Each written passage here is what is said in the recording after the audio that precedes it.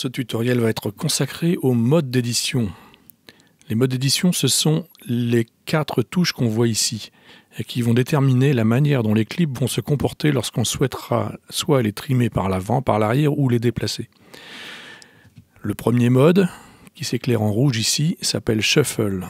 Et celui-ci est le mode le plus dangereux, puisque si on souhaite déplacer un clip sur la timeline, vous voyez, il va se rapprocher et se coller au précédent, par exemple.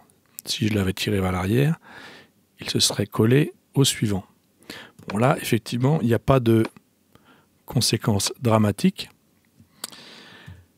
Mais si, par exemple, je souhaite déplacer celui-ci entre les deux ici, la petite ligne jaune indique donc qu'il va se placer en calant son arrière, la fin du clip, sur la fin du clip qui est en dessous.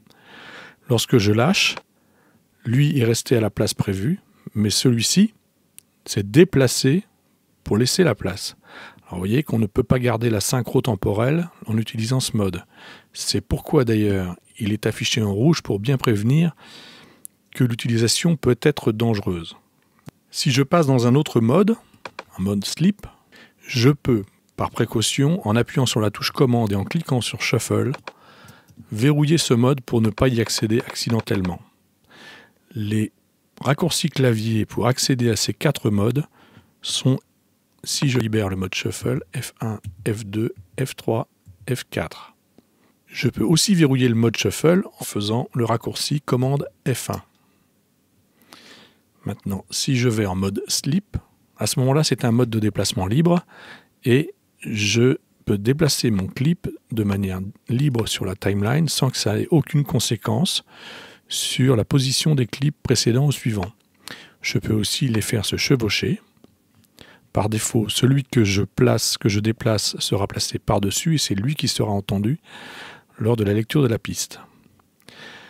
Ensuite, le troisième mode est un mode dit spot et lui, lorsque je vais tenter de déplacer le clip, vous voyez, instantanément, il va m'ouvrir une fenêtre pour me demander quel endroit, quelle adresse je choisis pour placer mon clip.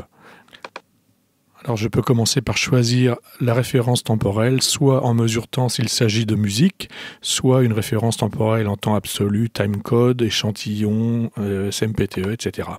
Là, je vais pouvoir donner une adresse, par exemple 10.00.14. Et à ce moment-là, vous voyez que le début de mon clip se place à 10.00.14. D'ailleurs, cette valeur est rappelée ici, début de ma sélection. Enfin, le dernier mode est le mode grid, accessible par F4. Celui-ci va permettre de déplacer soit la limite des clips, parce que les limites des clips répondent aussi à cette règle. La limite des clips ou les clips eux-mêmes sur le pas de grille qui est défini ici.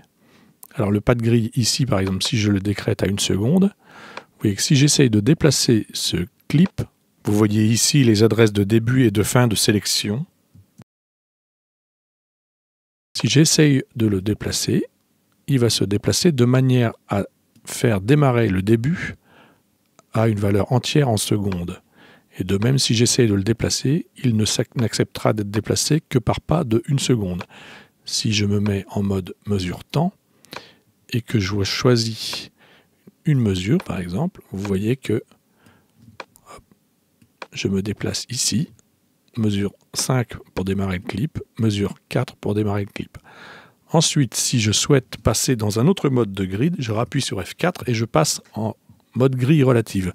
Alors je vais passer temporairement en mode slip pour le déplacer de manière à ce qu'il soit placé au hasard. Vous voyez là, mesure 3, temps 4.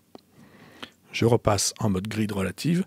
Et là, vous voyez que si j'essaie de déplacer mon clip, il va se déplacer en fait d'un pas équivalent à celui qui est déterminé par la valeur de grille ici, le pas de grille, mais il va garder son offset, vous voyez. J'ai toujours 291 ici. Et toujours 4,291.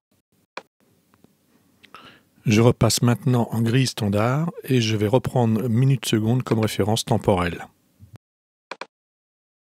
Vous voyez ici que si j'essaye d'éditer le début ou la fin du clip, je suis contraint à placer le début ou la fin du clip sur une valeur entière en secondes, car le pas de la grille est calé sur 1 seconde. De la même manière, si j'essaie de placer mon curseur à quelque endroit de la timeline, il sera contraint à un endroit équivalent à une valeur de timecode entière en secondes. À bientôt.